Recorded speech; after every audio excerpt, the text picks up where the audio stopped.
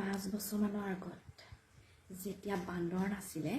মানুহবিলাকৰ ঘৰত ফলে মূলে একদম ভৰপূৰ হৈ আছিলে তেতিয়া মানুহবিলাকে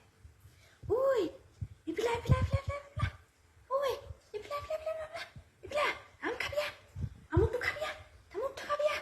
আহ আকৌ কেইটামান ঘৰলৈও লৈ যাবি আহ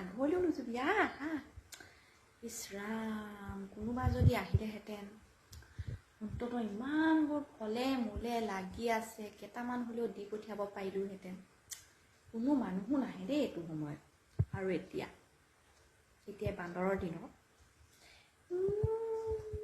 চব মানে আহিলা ঐ নেমাতিবি কেলে মাতি আছ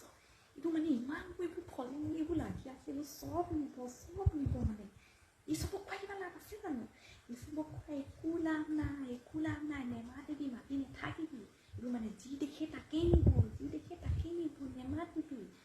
এটা কাম কৰি বেপাৰী এটা মাতিব লাগিব অন্ততঃ বেপাৰী এটা মাতিলে পইচা কেইটকামান পাম এনেই এইবিলাক মানুহক খুৱাই লাভ নাই একো লাভ নাই কথাটো মিছা নহয় বাৰু ন ৰাইজ আজিকালি আৰু এইটোৱে চলি আছে